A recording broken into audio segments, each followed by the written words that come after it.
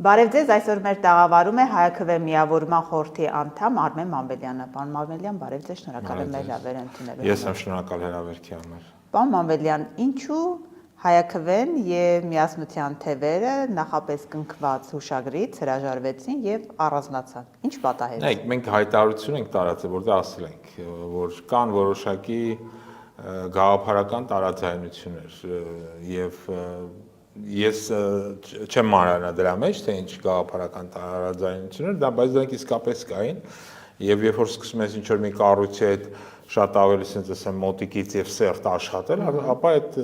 տարբերությունը մոտեցումների աշխատանքային իրանք ի հայտ են գալիս։ Եվ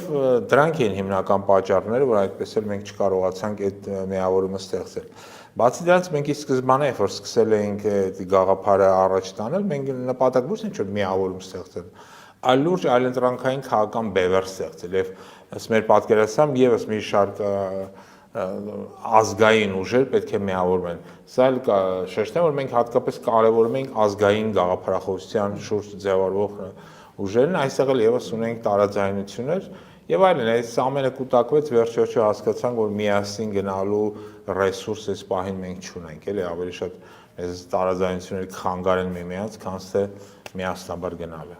Հիմա ինչ է որոշել Հայաքվեն, ինչ է կանել։ Նայեք, մենք հիմա, ասենց ասեմ, տարբեր ծրագրերի ենք դիտարկում համագործակցության տարբեր ձևաչափեր, վերջնական դեռ որոշում չկա։ Ես օրինակ ինքս կարծում եմ, որ Հայաքվեն իր ոճի մեջ պետք է շատ ավելի լայն գործունեություն իր վրա վերցնի, դառնալով, ասենք թե հիմնականում բնակչությանը բացատրելով սպասելիք ընտրության կարևորությունը։ Մասնավորապես, որ առաջիկա ընտրությունը սա ոչ թե քաղաքական այս կամ այն կուսակցության միջև ընտրություն է լինելու, այլ լինելու ընտրություն Հայաստանի լինել չլինելու միջև։ Եթե մարդիկ ցանկանում են, որ մենք Ասվածչյանի կրկնենք Արցախի ճակատագիրը, ապա անպայման պետք է գործող քաղաքական ռեժիմին հեռացնել, բերելով նոր ազգային ուժերի։ Նույնիսկ այն ուժերի, որոնք չեն պատրաստում Հայաստանի բնակչությանը պառակտել, չեն պատրաստում հարձակվել եկեղեցու վրա, չեն ասում եկեք մոռանանք Արցախի հարցը եւ չգիտեմ, չեն ասում որ ադրբեջանցիներից կարելի է բարեկամաբար ապրել, որովհետեւ սա շատ վտանգավոր է այս ամենը, որովհետեւ սա բերում է ոչ միայն Հայաստանի պառակտմանը, այլ ստեղծում միֆը, որ իբր թե մենք կարող ենք ադրբեջանցի թուրքի հետ խաղ ապրել։ Խաղ ապրել հնարավոր է, եթե մենք լավ զինված ենք ու միշտ պատրաստ ենք պատերազմի։ Մնացած դեպքերում սա ընդհանրապես, ասենց ասեմ, մորթի գնալու ճանապարհն է։ Այսինքն ձևաչափ կա, մտածել եք ձևաչափ ինչպես եք մասնակցելու, թե առայժմ չեք։ Նայեք, մի ձևաչափ կա, որ մենք հստակ կարանք ասենք անելու ենք, առանձին չեն գնալու։ Այսինքն սա էլ է կարևոր, էլի, որովհետեւ մենք ինչու ենք փորձում ստեղծել բևերը, որովհետեւ հասկանում ենք, որ գործող քաղաքական ռեժիմը կարա մնա իշխանության, եթե առաջին քիչ մարդիկ գան ընտրության եւ երկրորդ եթե ձայները փոշիացվեն։ Հիշենք էլ 2021-ին դա տենց եղավ, մոտավորապես 40-48% բնակչության մասնակցեց, ինչը շատ վատ է։ Մենք կարծում ենք նվազագույնը գոնե 60-65% պետք է մասնակցի եւ երկրորդ ամենավատը 20% ձայների փոշիացը։ Սա սարսափելի մեծ թիվ է։ Այսինքն մեր նպատակը այդ 20%-ը նվազեցնել, գոնե 10%-ի հասցնել, իսկ եկողների թիվն էլ մոտավորապես 10-ից 15%-ով ավելացնել։ Այսինքն այս դեպքում մենք համոզված ենք, որ կլինի Հայաստանում առաջին անգամ Հայաստանի պատմության մեջ խաղաղ ընտրությունների միջոցով իշխանափոխություն։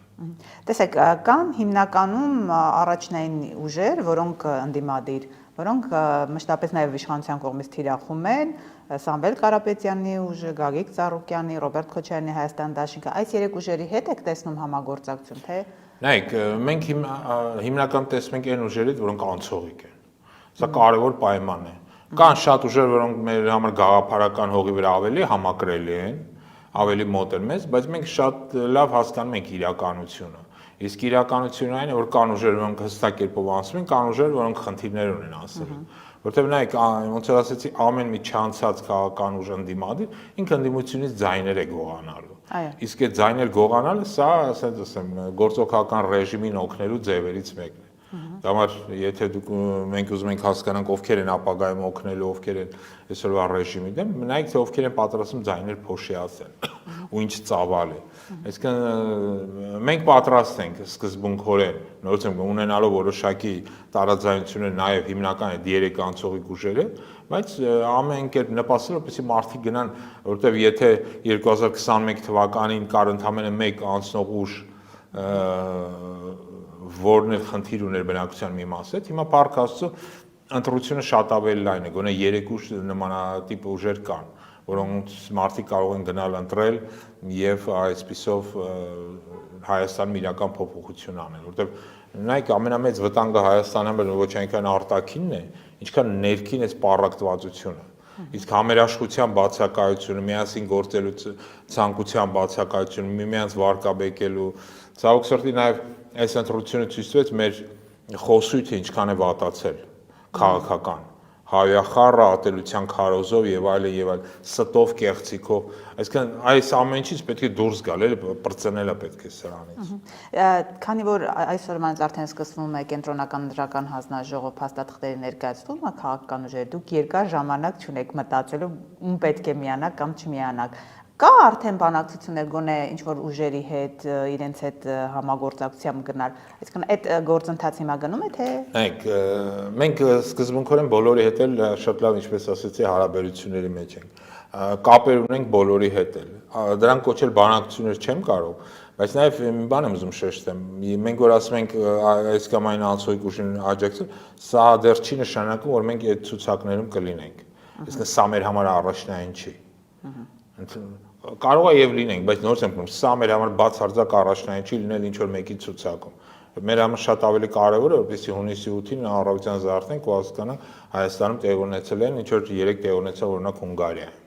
Այսինքն երբ որ ընդդիմությունը հաղթանակ տարավ եւ այդ Հունգարիայում փոփոխություններ տեղ ունեցան, եւ այն մարդը որ ժամանակին հիշում եք Գուրգեն Մարկարյանի սպանողին հանձնեց Ադրբեջանը, վերջապես Հունգարիան նրանից ազատվեց։ Այսինքն նույնն էլ մենք սա ենք ցանկանում, որ այն մարդը որ Արցախը հանձնել է Ադրբեջանին, ազատվենք այդ մարդուց։ Սա շատ կարևոր է։ Դուք հավատում եք, որ ընտրություններով հնարավոր է քաղաքացիական պայմանագրին իշխանազրկ կերպ Ամավելյան, որովհետև կան շատ տեսակետներ, որ միևնույն է ընդդիմությունը ընտրական գործընթացով չի կարող ազատվել իշխանությունից։ Նայեք, դուք գիտեք, որ Հայաքվեն բավական երկար sense փորձ ունի դիտորդական առաքելության։ Սա պատահական չէ, երբ որ մենք 2023-ին սկսեցինք առաջին դիտորդական առաքելությունը կատարելով Երևանում եւ ապա Գյումրիում, Փարաքարում, Էջմիածնում։ Սա նա ինչ որ առումով մեզ պետք էր հասկանալու համար, թե այդ ընտրական գործընթացը ներսից ոնց է կատարվում։ Մի բան է, որ դու դրսից ես տանում, մի բան է, որ դիտորդական առաքելությունը քեզ հնարավորություն տալիս շատ ավելի լավ հասկանալ։ Տեսնել խախտումները ինչ են անում, ինչպես են անում։ Նախ ինչպես են խախտումները իրականացվում, ոնց են կատարելագործում դա, այսպես ճակերտների մեջ էլի այդ կատարելագործելը։ Եվ ոնց կարելի է դրան դիմակայել։ Հիմա ես կարող եմ հստակ մի բան ասել, ընտրախախտումներ որպես կանոն տեղ ունենում մինչև ընտրության օրը։ Ոչ թե ընտրության օրը, հիմա ընտրական օրենսգիրքը այնպեսին է, որ ընտրության օրը կատարել ընտրախախտում բավականին դժվար է։ Այսինքն ինչ որ քվեներ, ինչ որ արկում թղթեր լցնել եւ այլն, ինքը բավականին բարդ է, որտեղ համակարգն է, որ սա դժվար է իրականացնել։ Բայց խախտումները տեղ ունենում մինչև ընտրությունները։ Երբ որ ներքին գաղտնի համաձայնություն է լինում, հիմնականում այսպես ասեմ, պետությունը օգտագործում է իր ամբողջ պետական ռեսուրսը, որպեսզի պետական աշխատողները, անկախ համից դա պոլիկլինիկայի աշխատող է, դպրոցի, մանկապարտեզի, չեմ ասում համայնքների եւ այլն, գնան իրենց ընտանիքների հետ միասին կատարեն այն ընտրությունը, որ իրենց ձեռնատու է։ Այսինքն այս աշխատանքը իրանք կատարում են։ Եվ իրենք եւս մի քանի բան են եւ բայց այս աշխատանքը միշտ չէ որ աշխատում է, բայց միշտ չէ որ տալիս են արդյունքը։ Օրինակի համար Գյումրիում իրենք համոզված են որ ընտրությունները անմիջապես երբ որ փակվեցին ընտրատեղամասը, իրենք համոզված են որ իրենք հաղթել են։ Ինչու՞ է իրենց համոզմունքը, որտեղ բոլոր են պետական կամ մերձ պետական հիմնարկների բոլոր իրենց աշխատողները, որոնք իրենք նախատեսեն որ իրենց ընտանիքով գան, ամենայն 80-ից 90%-ը եկել էր։ Բայց որ արկղերը բարձրից պարզեց ունենք մտնելով ընտրելու շատ դեպքերում չեն ընտրել հենց ԿՊ-ին։ Այսինքն սա իրանց համար լրջագույն ձախողում էր։ Նայեք, իրանք մի քանի խնդիր ունեն, որոնք իրանք իրականացնեն։ Ովքեր են իրենց ընտրողները։ Ցավոք սրտի իրենց ընտրողները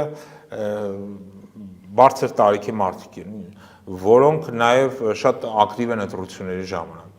Ընդդիմությունը հիմնականում երիտասարդությունը, հատկապես շատ բարձր է երիտասարդության մեջ ընդդիմության տոկոսը եւ միջին տարիքի, բայց երիտասարդությունը մինչեւ 35 տարեկան, որը ամենաանդիմադիր է, ինքը շատ пассив ընտրող է։ Այսինքն իրեն բերել ընտրատեղամասը դժվար է։ Եթե բարձր տարիքի մարդն շատ հեշտ է, իրանք շատ կազմակերպված են, ապա երիտասարդությունը շատ пассив է ու դժվարությամբ է գնում ընտրատեղամաս։ Առաջին հարցերից մեկ որ պետք է լուծել, սա այդ երիտասարդությանը բերել ընտրատեղամաս բացատրելու համար, սա քո ապագան է։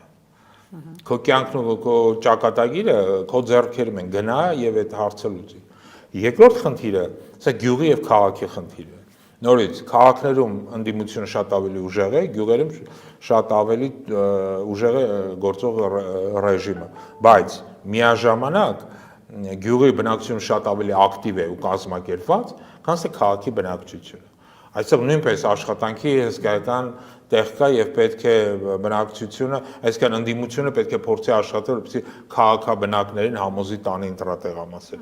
Այսինքն այս ուղղություններով պետք է աշխատանքներ տարվի, հակառակ դեպքում նորից ունենալով մեծամասնություն ընդդիմությունը, ընդդիմադիր տրամադրվածություն, ասենց ասեմ, մենք կարող ենք նաեւ արձանագրել պարտություն։ Տեսեք, դուք Գյումրիի օրինակը բերեցիք, Գյումրիում իսկապես իրենք ուժերից ամենաբարձրն էին ստացել։ Գյումրի 2 են ուզում ընդդիմադիր ուժերը անել, ինչի մասին անդադ խոսում է իշխանությունը։ Կստացվի այդ տարբերակը։ Այսինքն այդ համախումբը ընդդիմադիրների կտան նույն արդյունքը, ինչ Գյումրիում։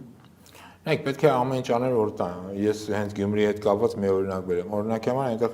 իրավիճակը բավականին փոխվեց, երբ որ Ռուբեն Մխիթարյանը եկավ սկսեց մասնակցել ընտրությունների։ Ինքը ճանաչ ամենակից ձայն հավաքեց այդ ընդդիմության մեջ, բայց ինքը երիտասարդությանը բերեց։ Մենք որ այնտեղ դիտորդություն էինք անում, ոչ միայն այդ օրը, այլ մինչև այդ օրը,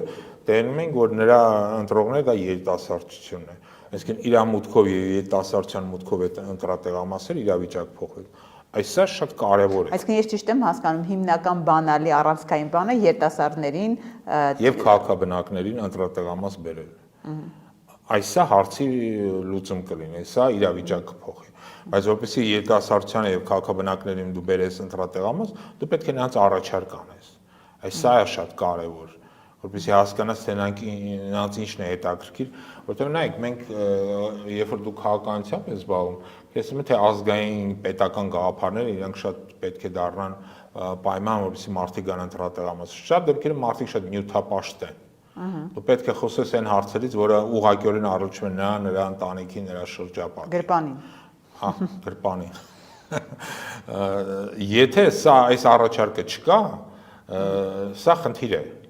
Երկրորդը ըստ կախված տարիքային խմբերի նաև տարբեր հայացքներ ունեն աշխարհին եւ Հայաստանի ապագային։ Նույնպես պետք է աշխատես, օրինակ երիտասարդության հետ մի ձև պետք է աշխատես, տարիքով մարդկանց հետ մեկ այլ ձև։ Սա էլ է շատ կարևոր է տարբեր մոտեցումներ, մի մոտեցման, մի լոզունգներով, մի նույն դեմքերով դու չես կարող եւ երիտասարդությանը, եւ միջին տարիքի, եւ բարձր տարիքի մարդկանց բերես քո շուրջ համախմբես։ Այսինքն այս տարբերություններն էլ է պետք։ Այսինքն սա բավականին մեծ եւ լուրջ աշխատանքի դաշտ կա։ Ամեն ինչ չէ որ այդքան հեշտ է։ Թվում է թե օրինակի համար եկեղեցու խնդիրը կարող է համախմբել, որը ունի որոշակի համախմբման պոտենցիալ, բայց միշտ չէ որ դա աշխատում է։ Նույնն էլ Արցախի հարցը, թվում է թե Արցախի հարցը նույնպես կարող է համախմբանել, բայց նորից ինքը կա նաև ունի հակառակ կողմը։ Այսինքն շատ գրագետ եւ մտածված է պետք աշխատել, որը ես հույս ունեմ դա տեղի կունենա, որտեղ օրինակի համար հատկապես Երևանի ընտրությունները երբ որ դա տեղի կունենա Քարոզ Արշավի ժամանակ նկատի ունենա։ Դա ինձ թվում է պետք է արդեն այսօր սկսվի։ Մենք որտեղ ինչպես տենում ենք գործող չի սկսվել։ Հա, բայց այն թափով ոնց որ ասենք գործող ռեժիմն է իրականացում, իդեպ խախտելով Հայաստանի սահմանադրությունը եւ բոլոր օրենքները ու այն կոչելով իբր թե ներկուսակցական քարոզ արշավ, այսինքն սա նաև ճանապարհ է բացում ընդդիմությանը սկսել հենց այդ հանդիպումները, այդ հավաքները շատ ավելի ակտիվ կերպով տարբեր խավերի հետ, տարբեր մարդկանց հետ փորձելով իրավիճակ փոխել։ Պարոն Մամեդյան, ուզում եմ ճիշտ ասած մեկ այլ թեմայից էլ խոսենք, որովհետև որպես նաև էներգետիկ հարցերը փորձագետ եմ ուզում այդ հարցին անդրադառնանք։ Տևական ժամանակ է ատոմակայանի հարցն է քննարկվում։ Այն հայտարարությունները, որ մենք լսեցինք Ռուսաստանից, նաև ատոմակայանի հետ կապված, որ Հայաստանը պետք է ի վերջո հստակ կողմնորոշվի։ Ձեր կարծիքով այս պահին Բենսի այցից հետո շատ են նաև խոսակցությունները, որ դա ամերիկյան կողմին է տրվելու։ Այս պահի դրությամբ, եթե համադրում ենք ռուսական կողմի հայտարարությունները, Հայաստանի իշխանության հայտարարությունները, ինչ կարող է դրանցից ենթադրվել, այսինքն ինչ ենք մենք փորձում անել ատոմակայանի հարցում եւ ինչ կլինի, եթե օրինակ մերժել ռուսական առաջարկը եւ ընդունել ամերիկյան առաջարկը։ Այք թե ինչ կանեն սրանք ես դժվարանում եմ ասել, որովհետեւ հետեւելով այս վերջին 7 տարիների իրենց քաղաքականություն հատկապես էներգետիկ բնագավառում ես շատ քաոս եմ նկատում, քան ինչ-որ կոնցեպտուալ մոտեցումներ ռազմավարական, թե ինչ պետք է անել։ Այսինքն իրանք ավելի շատ տապալել են ծրագրերը, քան իրականացնել, այսինքն նույնիսկ այն ծրագրերը, որոնք արդեն պետք է որ վաղուց շահգործման հանձնված լինեն, օրինակ համար Հայաստան-Իրան բարձրավոլտը վաղուց պետք է կառուցված լինեն, 2026 թվականը դեռ այն չեն ավարտել։ Այսինքն ու այս քաոսը կա ամեն ինչ։ Հիմա նույնն էլ ատոմակայանի շուրջ։ Ինչ տիպի ատոմակայան կառուցեն։ Ես մի քանի անգամ կարծիք ասել եմ, որ մեզ պետք է սովետա-ռուսական, ասենք վիվեր տեսակի ատոմակայան։ Ինչի համար է դա ավելի նախընտրելի, քան սա ամերիկյանը։ Առաջին հերթին պատճառներից մեկը այն է, որ մենք ունենք, ասենց ասեմ, մասնագետներ, որոնք կարող են այն սպասարկել։ Սա շատ կարևոր է։ Շատ կարևոր է, որովհետեւ դու ունենաս այն դպրոցը, որը արտադրում է մասնագետներ, որոնք կարող են մտնել եւ դա աշխատացնել։ Եթե դու չունես այդ մասնագետները, այսինքն երբ որ կներեք մոդուլայինի մասին է խոսում իշխանությունները, մենք չունենք դրա մասնագետներ։ Իհարկե չունենք։ Մենք չունենք դրա մասնագետները, օրինակ դրա համար հիշում եք այն պայմանագիրը 9 միլիարդի, որը կնքվեց, որը ներկայացում է իբրև թե ներդրում իրականում մենք պետք է վճենք, դացի 4 միլիարդը դա սպասարկման եւ այդ ուրանի ներմուծման համար է։ Այսինքն 4 միլիարդի, եթե նույնիսկ գցենք, որ դրա 10-15%-ը սպասարկումն է, այսինքն մոտապես 400 միլիոն դոլար, սա սարսափելի մեծ թիվ է։ Ու եթե ասված չանի քո ռեակտորի հետ ինչ-որ բան է պատահում, դու պետք է փակես, նստես, սպասես, մինչև Ամերիկայից մասնագետները կգան կանային, կհասկանան դա ինչ խնդիր է, ոնց կարող են այն վերականգնեն եւ այլն եւ այլն։ VVR-ների դեպքում, ռուսականների դեպքում մենք դրա կարիքը չունենք, որովհետեւ մասնագետները հենց Երևանում նստածը կամ ավելի շուտ հենց այդ ռեակտորի մոտ նստած են, շատ լավ հասկանում են ինքը ինչ համակարգով է աշխատում, ինչ կարելի է անել, երբ կարելի է այն կանգնեցնել, ինչպես վերանորոգել, ինչպես սպասարկել։ Սրանք շատ կարևոր հարցեր են։ Եթե դու այդ հարցերի պատասխանը չունես, մնացած դեպքերում դու գնում ես որոշակի արկածախնդրության։ Այսինքն կառուցում ես մի կայան, որի սպասարկումը քո վրա բացին այդ որ շատ թանկ կնստի։ Ինքը նաև որոշակի ռիսկեր է ստեղծում քո պետության համար։ Փորձարկված չէ, այսինքն ամերիկյան այդ տարբերակը, այդ մասին եւս շատ են խոսում, որ փորձարկում չանցած տարբերակ են մեզ առաջարկում։ Թափից փոքր մոդուլային կայանները նոր գաղափար են։ Վերջին տարիներին ճիշտ է, սաղ աշխարհում մենք ակտիվ կերպով այն քննարկում են, նույնիսկ մի շարք երկրներում Չինաստանում, Ռուսաստանում, Արգենտինայում կառուցվում են, բայց նորից իսկապես դրանք դեռ ասենց ասեմ վերջնական փորձարկված չեն։ Եվ օրինակ ռուսները ունեն մի հատ գործող փոքր մոդուլային կայան, բայց որը գտնում են նավի վրա։ Այսինքն հողի վրա դեռ կառուցված չունեն, չնայած հենց հիմա կառուցում են։ Այսինքն նախ պետք է հասկանալ, թե դրանք ոնց են աշխատում, ինչ խնդիրներ են ստեղծում կամ չեն ստեղծում, ինչպես դա կարելի է սպասարկել, ռեալ տեսնել, հետո նոր բերել Հայաստանում փորձարկել։ Երկրորդը ես համոզված եմ, որ փոքր մոդուլային կայանների կարիք Հայաստանը չունեն։ Ընդհանրապես ինքը փոքր մոդուլային կայանները իրանք շատ հարմար են մեծ պետություններին։ Եվ որ դու ահռելի տարածք ունես, չգիտես, Ալյասկա, Սիբիր կամ Չինաստան ես, որտեղ ինչ որ հեռավոր գյուղի քաղաքի մոտ հարմար է մի հատ տենց 50 մեգավատանոց, 100 մեգավատանոց կայան կառուցել, որ այդ քաղաքը ստաբիլ կերպով կսպասարկի եւ խնդիր չես ունենա։ Հայաստանը պես փոքր կոմպակտ պետություն, որ էլի ավելի փոքրացան ձեռքով, նման կայանի կառուցման իմաստը ես ուղղակի չեմ տեսնում։ Սովորաբար էներգետիկան նաև քաղաքական որոշումների դաշտ է եւ ում կտա Հայաստանի իշխանությունը այդ շահգործման կառուցման հնարավորությունը իրավունքը, դա նաև որոշակի քաղաքական կուրս է ենթադրում։ Հաշվի առնելով ռուսական վերջին հայտարարությունները, Պուտինի անմիջական, այսպես ներկայությամբ Նիկոլ Փաշինյանի հնչեցրած կարող ենք ասել վերջնագրեր, կարող ենք ասել սպառնալիքներ, Ինչ է ստացվում այս իրավիճակում, երբ Ռուսաստանը արդեն սկսում է նման ձևով մեզ հետ խոսել, ինչ կարելի է ենթադրել Հայաստանի իշխանությունը ինչ իրավիճակում է այս պահին, չնայած ասում է ամեն ինչ լավ է անցել Նիկոլ Փաշինյանը, շատ ջերմ զրուցել ենք հետո, բայց ամեն դեպքում ոչ դիվանագիտական լեզվով Պուտինի հայտարարությունները ինչի մասին են խոսում։ Նայեք, եկեք մի փոքր լայն նայենք։ Հիմա այն պատերազմը, որ մենք տեսնում ենք Իրանի շուրջ, դա պատերազմ է նավթի ու գազի համար իրականում։ Այլ ոչ թե միջուկային վառելիք Իրան ունի, թե չունի։ Թրամփը փորձում է վերահսկել նավթի հիմնական անցումները եւ երկրները։ Դա Լատինական Ամերիկայում ամենախոշոր նավթի պաշարն է ուղղությունը Վենեսուելան էր, որը փաստորեն իրենց վերահսկողության ներքո է, հաջորդը գալիս էր Պարսից ծոցը։ Այս իրավիճակում իրան կարողացել են ստանալ նավթագազային առավելություն Միացյալ Նահանգները հանձինս Տրամփի եւ հասկանալ է, որ այս իրավիճակում են երկրները, որոնք ասենք թե ԵԱՏՄ անդամ են եւ քվոտավորված գազի եւ նավթի կամ նավթի չասեմ դիզվառելիքի կամ բենզինի քվոտաներ ունեն, իրանք ունեն որոշակի առավելություն կամ ասենք ասեմ բարձիկներ, որը նրան տալիս է ինքը դուրս է այս իրավիճակից։ Օրինակի համար Պարսից ծոցի փակվելը բերեց նրան, որ ասիական մի շարք երկրներում ուղղակի դիզվառելիքի դեֆիցիտ հայտնվեց։ Մենք փառքաստու դրանից ազատված ենք հենց ի շնորհիվ նրան, որ Հայաստանը ԵԱՏՄ անդամ է, իսկ ԵԱՏՄ-ը, ես ում հիշեցեմ, ինքը ստեղծվել է, եթե դուք պայմանագիրը նայեք ԵԱՏՄ-ի, ընդհանուր էլեկտրաէներգիայի, գազի եւ նավթի շուկաներ ստեղծելու գաղափարի շուրջ։ Տնտեսական զուտ։ Այո, սա զուտ տնտեսական ֆորմատը քաղաքական չէ։ Եվ այդ տնտեսական ֆորմատի առանցքում սակայն էներգետիկան է, այլ ոչ թե մնացածը։ Հետևաբար այս առավելությունը Հայաստանի այս առավելությունից կզրկվի, եթե ԵԱՏՄ-ից դուրս գա։ Այ հենց դրա այդ զգուշացումն է, որ այնտեղ եղել է։ Որտեղ նայեք, մենք նույնիսկ ատոմակայանի համար ստանում ենք հարստացած ուրան միջազգային գներից էժան գներով։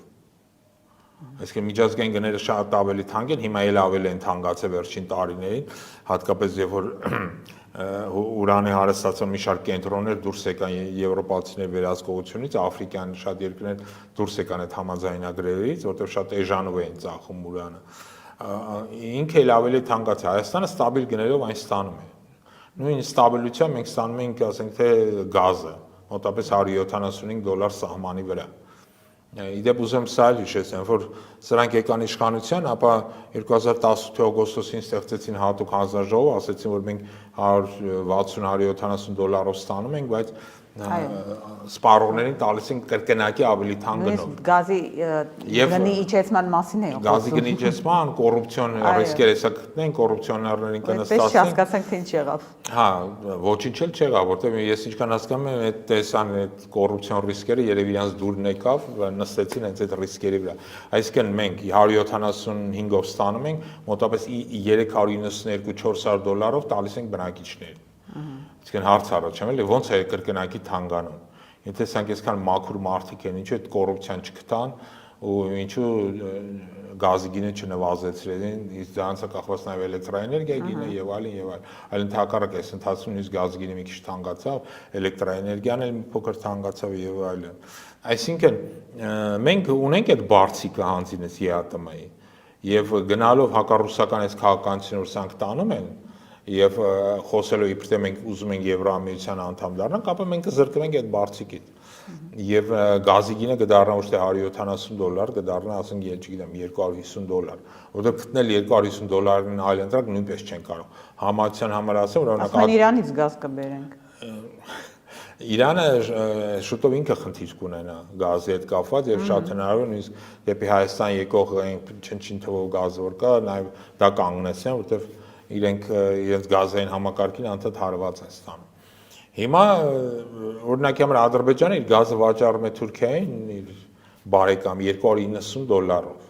մոտավորապես $300։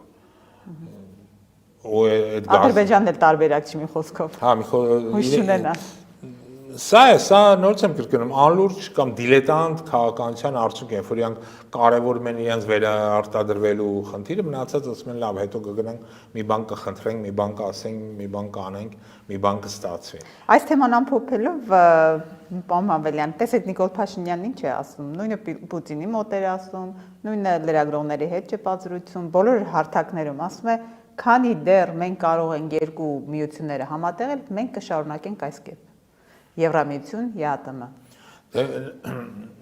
Նայեք, հարցն է թե Եվրամիության հետ իրանք ինչ են համատեղում։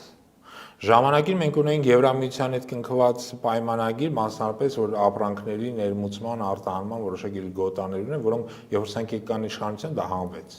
Ես չգիտեմ ինչու էլի, հենց Եվրամիության կողմից, այսինքն այդ գոտաներն էլ չունենք։ Մենք աշխատում ենք ԵԱՏՄ-ի հետ, բայց ամբողջությամբ այդ համակարգը չեն կարող օգտագործել։ Օրինակի համար ժամանակին ԵԱՏՄ-ի հետ մենք ունենք որպես ԵԱՏՄ անդամ երկիր մենք կնքված պայմանագիր ունենք Իրանի Իսլամական Հանրապետության հետ եւ մեղրին պետք է դառնար ասենց ազատ գոտի, որտեղ ԵԱՏՄ գնացող ապրանքները, եթե իրանք անցկացվում են մեղրի հետ տարածքով, ապա իրանք որոշակի հարկային արտոնություններ են ստանում, մաքսային արտոնություններ եւ կարող են ռուսական շուկա կամ Ղազախստան գնային ոչ թե Կասպից ծովով, այլ մեղրիով։ Այսինքն մեղրիով անցնելու դեպքում իրանք այդ հարկային ու մաքսային արտոնություններ են ստանում, ավելի էժանով էր այդ ապրանքը ասում Ռուսաստան։ Բայց նորից սրանք երբ որ եկան իշխանության, այդ ծրագիրներ փակեցին։ Նույնիսկ մեղրի այդ հենց կողքը որտեղ մաքսատուներ պետք է հողերը առել էին, այնտեղ պետք է կառուցվեին նոր համակարգեր, ազատ տնտեսական գոտի, որտեղ Իրանը կարող էր ինչ-որ ապրանքներ բերել, այնտեղ հավաքեին, այդ ապրանքները հետո ներմուծեին ԵԱՏՄ ամբողջ տարածք, ոչ միայն Հայաստան, Ռուսաստան, Բելարուս, Qırğızstan, Ղազախստան եւ այլն։ Բայց նորից սրանք եկան ու այս ամբողջ ծրագիրը փակեցին։ Այսինքն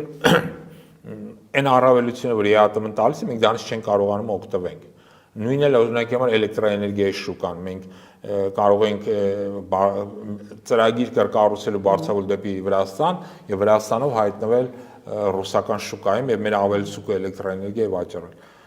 Այսինքն այս դիլետանտիզմը, որոնք 8 տարի այս մարդիկ նստած են իշխանության, բերել նա որ մենք այսօր գտնում ենք այս շատ ծանր էներգետիկ իրավիճակում, որից ելք, եթե սրանք ասված չանի մնան, մենք ուղղակի չունենք։ Շնորհակալ եմ։ Ես եմ շնորհակալ։